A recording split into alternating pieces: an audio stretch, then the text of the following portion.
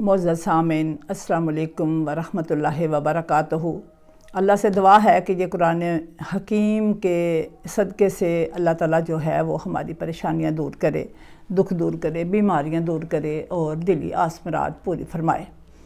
तो आज सूरह बकरा की शरीफ की हमारी जो आयत है 40 ता 41।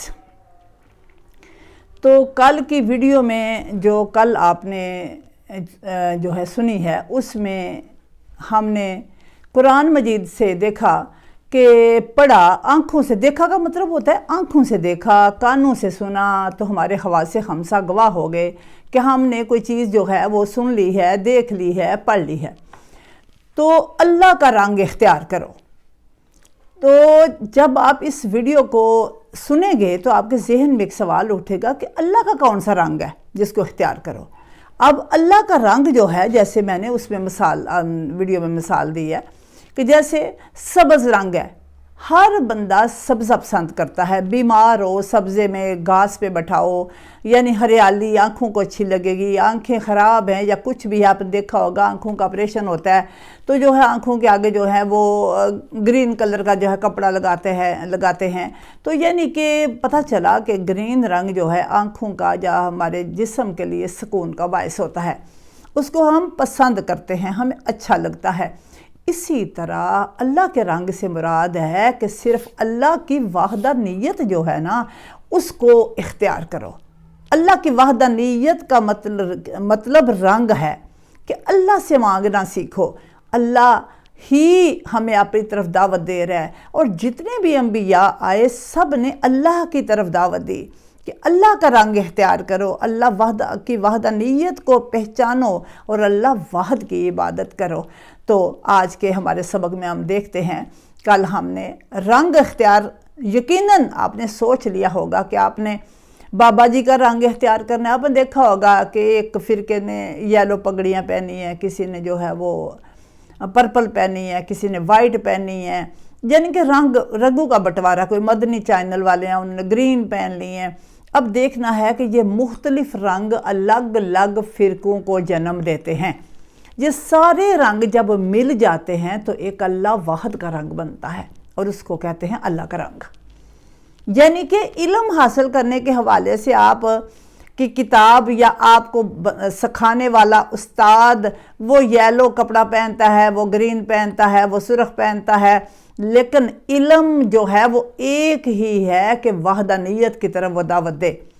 तो हम सबको किसकी ज़रूरत है? मुअल्लिम की, पीरी फ़कीरी की ज़रूरत नहीं है। पीरी फ़कीरी में ज़्यादातर जहालत का जो है वो अमल दखल हो चुका है, इसलिए पीरी फ़कीरी की सारी बुनियाद तवीज़ों पर पड़ गई है। या फिर ऐसे ज़िक्र अजीबो गरीब, मैंने चंद दिन पहले एक वीडियो जो थी वो मेरे मोबाइल पे फार्मर जो है किसी ने मुझे सेंड की, तो मैं देखा कि उसमें एकदम से एक बंदा आवाज़ लगाता है और सारे लोग खड़े होकर और जो है वो पाँव ज़मीन पे मार मार के तो अल्लाह का ज़िक्र जो है कर रहे हैं। इसी तरह मुख्तलिफ अंदाज से ज़िक्र करवाया जाता है। अब ज़िक्र से मुराद कुरान है, कुरान समझाना मुराद है। ज़िक्र से मुराद पाँव ज़मीन पे मार मार के तो अल्लाह अल्लाह करने को ज़िक्र नहीं कहते। ज़िक्र है कुरान को समझना। तो आज के हमारे जो हैं, हमने जो तय की हैं आयात, उनको हम देखेंगे। आऊज़ु बिल्लाहि मिनश शैतानिर रजीम, बिस्मिल्लाहिर रहमानिर रहीम। अम तक़ूलूना इन्ना इब्राहिमा व इस्माईला व इसहाका व यकूबा वल अस्बाता कानू हुदन और नसारा। हमने पीछे पढ़ा कि लोग कहते हैं, कौन? यहूद और नसारा, कि इब्राहीम अलैहिस्सलाम यहूदी हैं, यहूदी कहते हैं यहूदी हैं, नसरानी कहते हैं वो नसारी हैं। अब अल्लाह ने फैसला कर दिया कि इब्राहीम ना नसारी हैं ना यहूदी हैं, कौन है? हनीफ है। हनीफ का मतलब होता है एक अल्लाह के रंग वाले, और जिसके लिए आगे जाके आप साथ साथ देखते भी जाएंगे कि इब्राहीम अलैहिस्सलाम पे कौन सा रंग चढ़ा था जो आपको अल्लाह ने खलीलुल्लाह के दर्जे से नवाजा। तो उन्हीं का जिक्र जो है वो कुरान मजीद ने छेड़ा हुआ है, मेरे रब ने छेड़ा हुआ है। तो अम तक़ूलूना, क्या तुम कहते हो कि इब्राहीम, इस्माइल, اسحاق، یعقوب اور ان کی اولاد یہودی یا نصرانی تھے؟ یہ بات میں پہلے تشریح بتا چکی ہوں اور کلیئر کر چکی ہوں، تم کہتے ہو۔ اب اللہ تعالیٰ کیا فرماتے ہیں؟ قُلْ أَأَنْتُمْ أَعْلَمُ أَمِ اللَّهُ۔ اب اللہ تعالیٰ جو ہے اس میں کیا فرماتے ہیں کہ وَمَنْ أَظْلَمُ مِمَّنْ كَتَمَ شَهَادَةً عِنْدَهُ مِنَ اللَّهِ۔ اب قُلْ أَأَنْتُمْ، اب کیا تم بہتر جانتے ہو؟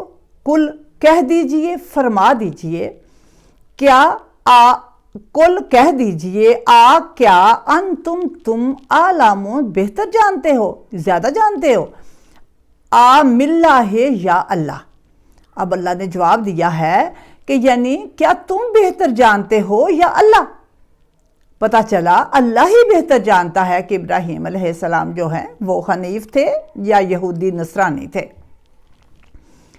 اگلا یہ آیت کا حصہ جو میں نے پڑھا ہے اس کو غور سے دیکھیے ذرا۔ وَمَنْ أَظْلَمُ، اور اس سے بڑا ظالم اور کون ہو سکتا ہے جس کے ذمے اللہ کی طرف سے گواہی ہو اور وہ اسے چھپائے۔ وَمَا اللَّهُ بِغَافِلٍ عَمَّا تَعْمَلُونَ، اور اللہ تمہارے اعمال سے بے خبر تو نہیں ہے۔ اب یقیناً یہ آیت وَمَنْ أَظْلَمُ کا مطلب ہے کون ہے تم میں اتنا ظالم، ممن کاتما جو چھپائے، کون سی گواہی؟ جو اللہ کی طرف سے گواہی میں آ چکی ہو، اللہ کی طرف سے واجب گواہی کو چھپانا۔ اب اس میں آپ کو یقیناً معزز سامعین آپ کو نہیں پتا ہوگا، کیونکہ جب تک قرآن کو پڑھا، کیونکہ پڑھانے سمجھانے کا رواج نہیں ہے، کیونکہ میجورٹی کہتی ہے قرآن ڈائریکٹ پڑھنے سے گمراہ ہو جاتے ہیں، جبکہ ایسا نہیں ہے، گمراہ نہیں ہوتے بلکہ راہ راست مل جاتی ہے۔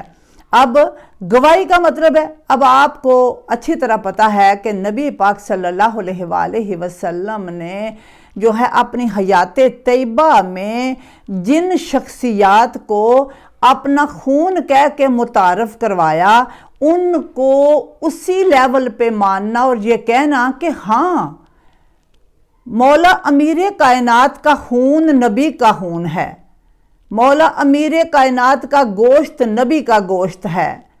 اب جو ہے جناب سیدہ کا خون گوشت نبی کا گوشت، مولا حسن حسین کا گوشت نبی کا گوشت، خون نبی کا خون۔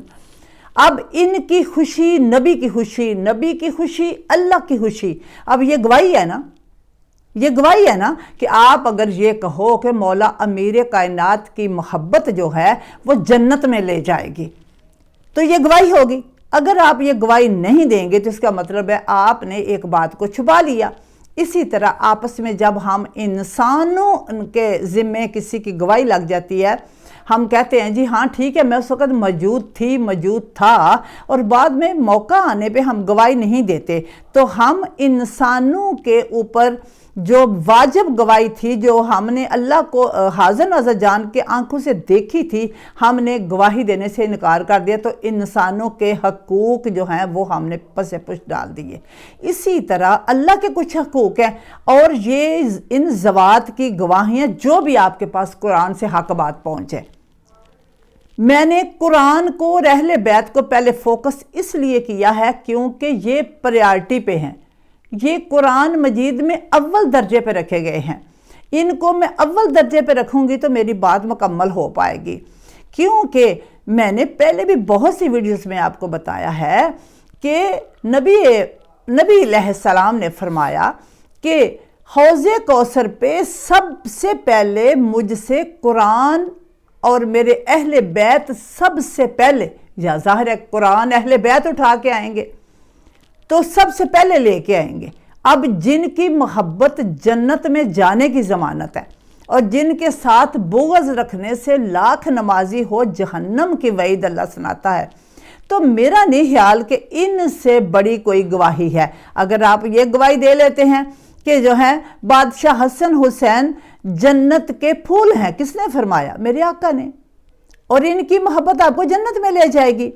अब मोहब्बत इस तरह नहीं होती जिस तरह अहले तशरीह करते हैं, मैं ऐसी मोहब्बत को नहीं मानती। मोहब्बत में इज्जत का ख्याल रखा जाता है, चादरों को उछाला नहीं जाता।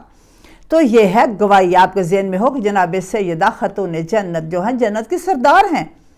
तो हाल ही ये अब सारे लोग कहते हैं कि हम भी मानते हैं, अब जो तस्बीह ज़हरा भी पढ़ते हैं, लेकिन आपकी शान को बयान करने से कासर हैं।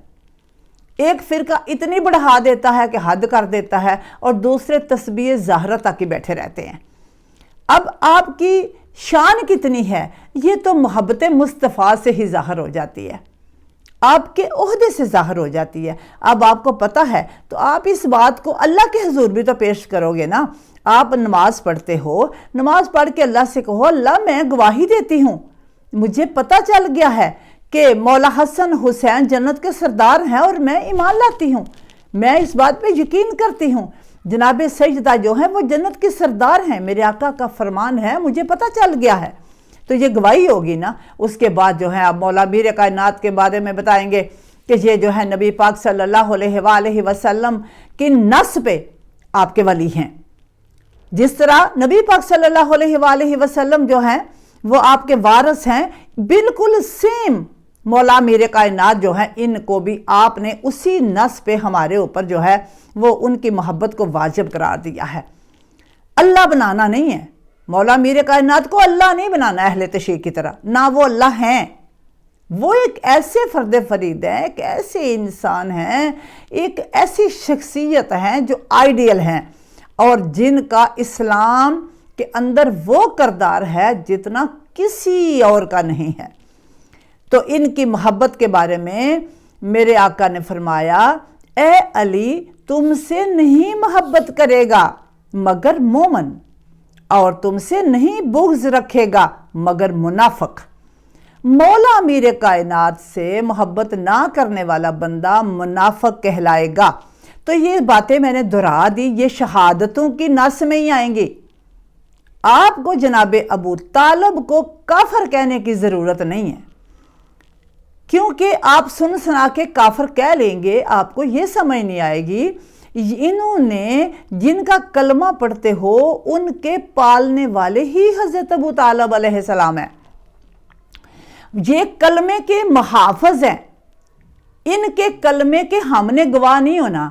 ये तो तब की हिफाजत कर रहे हैं जब हमें शऊर भी नहीं था, जब कभी दुनिया ने उनका कलमा पढ़ा ही नहीं था, तब से उन्होंने पाला, उनकी हिफाजत की। तो आपने देखना है हिफाजत करने वाले के कलमे की गवाही उम्मत में से दरकार नहीं किसी इंसान की। वो जो हिफाजत करते रहे और जो हिफाजत करवाता रहा वो जाने और उनका ईमान जाने। इसको ज़ेर मौजू नहीं बनाना चाहिए। और अगर आपने आज तक ज़ेर मौजू बनाया हुआ या ईमान में कहीं खटकता है तो आप याद रखिए ये कलमे को पालने वाले हैं, ये कलमे को पालने वाले हैं, कलमे की हिफाजत करने वाले हैं। अगर सहाबे काफ के साथ एक कुत्ता, कौन सा कलमा कुत्ते ने पढ़ा था, सहाबे काफ के साथ लग गया और अल्लाह ताला ने कुरान मजीद में सहाबे काफ के कुत्ते का जिक्र इतना किया, आगे चलते जाएंगे। सूरह काफ अगर आप पढ़ चुके हैं या पढ़ते हैं आप देखेंगे कि उसमें बार बार अल्लाह रब्बुल इज़्ज़त ने फरमाया कि अगर ये लोग कहें कि सहाबे काफ की तादाद 3 है तो चौथा उनका कुत्ता है, अगर ये अंदाज़ा लगाते हैं कि वो 5 हैं तो छठा उनका कुत्ता है। पता चला कि अच्छी किसी ज़ात के साथ लग जाने से जो है वो कलमे लोगों, हम तो खुद अपने कलमों के बारे में हम डरते फिरते हैं, मरते कलमा नसीब हो, जीते उसकी पहचान नहीं है, दूसरों के कलमों पे हम क्यों फतवा लगाएंगे। तो जो पालते हैं आका करीम सल्लल्लाहु अलैहि वसल्लम को, उनकी ज़ात को इस तरह डिस्कस नहीं करना चाहिए। मैंने अपनी राय दी है ताकि आपको अच्छी तरह अंदाज़ा हो जाए कलमा पालने वाले। जैसे मैंने आपको पिछली वीडियो में बताया, आप देख सकते हैं कि नबी पाक सल्लल्लाहु अलैहि वसल्लम को चरवाहा नहीं कहना चाहिए। जैसे मैंने नासह मनसूख हयात की निशानदेही की, नासह मनसूख का मतलब होता है जो कहने से रोक दिया जाए। नबी मुकर्रम सल्लल्लाहु अलैहि वसल्लम को जो है वो चरवाहा कहने से अल्लाह ने मना कर दिया, नहीं कहना। क्यों? वो लोग कहते थे तंजन, تنزن کہتے تھے، ہوٹنگ کرتے تھے، غلط یعنی کہ عزت میں کمی کی وجہ سے کمی کرنے کے لیے کرتے تھے، اللہ نے روک دیا۔ اب ناسخ و منسوخ کا مطلب ہے چرواہا کہنا ختم ہو گیا۔ اب کیا ہوگا؟ انظرنا، ہماری طرف نظر کرم کیجئے۔ تو اب ناسخ و منسوخ کے ذریعے آپ پہچان جائیں گے کہ چرواہا، جب میں نے آپ کو سمجھایا تو آپ کو اگر دوبارہ آپ میری ویڈیو یہ دیکھیں گے تو آپ دوبارہ اس ویڈیو کو کھول کے دیکھیے، اس میں نے کیا کہا۔ تو اب جب ہم نے ادھر دیکھ لیا ہے کہ ناسخ و منسوخ میں اس طرح یہ چیز جو ہے چل رہی ہے، تو اسی طرح آپ ادھر دیکھیں گے کہ گواہی کے معاملے میں بھی جو ہے، اہل بیت طہار کے معاملے میں، میلاد کے معاملے میں جو ہے آپ پیچھے سے اچھی طرح بات کو سمجھ پائیں گے۔ جیسے ذوالجناح کی محبت جانور کی محبت، تو ہمیں سمجھنے کی کوشش کرنی ہے پچھلی ویڈیوز کو دیکھ کے ساتھ ملا کے کہ ہم جو ہیں کیا ظلم کر رہے ہیں۔ اہل بیت کی محبت کسی انسان کو شہادت کے درجے پر فائز کر دیتی ہے، تو شیطان تو ظاہر روکے گا۔ شیطان نے تو وعدہ کیا ہوا ہے کہ میں سیدھے راستے پر بیٹھوں گا۔ اور آپ دیکھو، آپ ذکر علی کر کے دیکھو، ذکر اہل بیت زیادہ کر کے دیکھو، نام لے کے دیکھو، لیکن لوگ اسی وقت کہیں گے تم شیعہ ہو۔ اس کا مطلب کیا ہوا؟ شیطان جو بیٹھا ہوا ہے، اور لفظ شیعہ گالی کی طرح استعمال ہو رہا ہے۔ تو اس لیے ہمیں کیا ضرورت ہے کہ ہم شیعہ بنیں؟ ہمیں کیا ضرورت ہے ہم سنی بنیں؟ ہمیں کچھ نہیں بننا، ہمیں صرف کیا بننا ہے؟ مسلم۔ تو اللہ تعالیٰ جو ہے وَمَا اللَّهُ بِغَافِلٍ عَمَّا تَعْمَلُونَ، اور اللہ تمہارے اعمال سے بے خبر تو نہیں ہے۔ یعنی جو بھی تم گواہیاں دو گے، نماز کا مطلب ہے کہ تم اس میں اپنے ایمان کو، جیسے ایمان مجمل، ایمان مفصل، ایمان مفصل میں آپ پڑھ کے دیکھنا تفصیل سے ایمان ہے۔ ایمان مجمل میں مختصر اقرار باللسان، اقرار باللسان، آگے وتصدیق بالقلب، پڑھ لینے کے بعد نتیجہ کیا ہے؟ ایمان مجمل کی شکل میں آپ کے پاس نمازوں کے اندر موجود ہے۔ اقرار باللسان، زبان سے اقرار کرنا، تو آپ زبان سے اہل بیت طہار کی محبت کا اقرار کیجئے، درود پڑھیے، درود پڑھیے، درود محبت کے ساتھ پڑھیے، اور اہل بیت کے بغض کو دل میں رکھ کے درود مت پڑھیے، اور پکڑ ہو جائے گی، پکڑے جائیں گے ہم۔ تو اگلی آیت، تِلْکَ أُمَّةٌ قَدْ خَلَتْ، یہ امت گزر چکی ہے، لَهَا مَا كَسَبَتْ وَلَكُمْ مَا كَسَبْتُمْ، ان کے اعمال ان کے لیے اور تمہارے اعمال تمہارے لیے، وَلَا تُسْأَلُونَ عَمَّا كَانُوا يَعْمَلُونَ، اور تم سے گزشتہ امتوں کے بارے میں نہیں پوچھا جائے گا کہ وہ کیا کرتے تھے۔ اب چونکہ یہ واقعہ ہے حضرت ابراہیم اور ان کی اولاد کا شروع ہوا ہے، اب اللہ تعالیٰ اس آخری آیت میں کیا فرما رہے ہیں کہ اگر تم یعنی کہ اس طرح الزام تراشیاں کرتے ہو کہ ابراہیم علیہ السلام جو ہیں وہ یہودی یا نصرانی ہیں، تو اللہ فرماتے ہیں کہ تم پہلے لوگوں کی بات چھوڑ دو، پہلی امتوں کی بات بھی چھوڑ دو، تمہارے لیے تمہارے اعمال ہیں، اور انہوں نے جو کمایا تھا نا ان کے اعمال ہیں۔ اس لیے تمہیں گھسیٹ کے لانے کی ضرورت نہیں ہے، جو جس ایمان پہ ہے قرآن ہی کافی ہے، قرآن ہی کلیئر کر دے گا، تم سے دوسرے لوگوں کے اعمال کے بارے میں نہیں پوچھا جائے گا۔ امید کرتی ہوں کہ آپ نے وَمَنْ أَظْلَمُ مِمَّنْ كَتَمَ شَهَادَةً عِنْدَهُ مِنَ اللَّهِ کو اچھی طرح سمجھ لیا ہوگا۔ یہ اللہ کی گواہیاں ہیں، اہل بیت کے عہدے اللہ کے عطا کیے ہوئے عہدے ہیں، ان پہ درود پڑھنا یہ اللہ کی گواہی دو کہ اللہ پڑھتا ہے، الجھن میں نہیں ڈلنا، محبت کے ساتھ درود پڑھنا، تو یہ گواہی ہے، یہ گواہی ہے، اور لڑتے نہیں رہنا، توجہ کر لینی ہے، اور یہ گواہی اپنے دل سے دے لینی ہے کہ مجھے ان 5 ہستیوں سے کوئی بغض نہیں، ازواج سے کوئی بغض نہیں، یہ گواہی اہل بیت سے کوئی بغض نہیں، صحابہ کرام سے کوئی بغض نہیں۔ جن لوگوں نے جو غلطیاں کی ہیں، اگر صحابہ کرام پہ کوئی الزام تراشیاں ہوتی ہیں تو پھر غلطیاں تو ہم سے بھی ہوتی ہیں، تو غلطیوں کی جتنی بھی پاداش ہوگی، جب پوچھ گچھ ہوگی یہ کون کرے گا؟ اللہ۔ ہمیں صحابہ کرام کو یعنی گالی دینے کی یا ان کی توہین کرنے کی جس طرح اہل تشیع کرتے ہیں ہمیں ضرورت نہیں ہے۔ غلطی کو ہائی لائٹ کرنا یہ ایک الگ بات ہے، لیکن گالی نکالنا ایک دوسری بات ہے۔ ہمارا قرآن یا ہمارا اسلام ہمیں اس چیز کی اجازت نہیں دیتا۔ تو انشاءاللہ آگے چل کے جو باتیں میں کر رہی ہوں یہ باتیں آگے قرآن کے ذریعے ہی انشاءاللہ کلیئر ہوتی جائیں گی۔ صدق اللہ العلی العظیم وصدق رسولہ النبی الکریم وما علینا الا البلاغ المبین۔ السلام علیکم ورحمۃ اللہ وبرکاتہ۔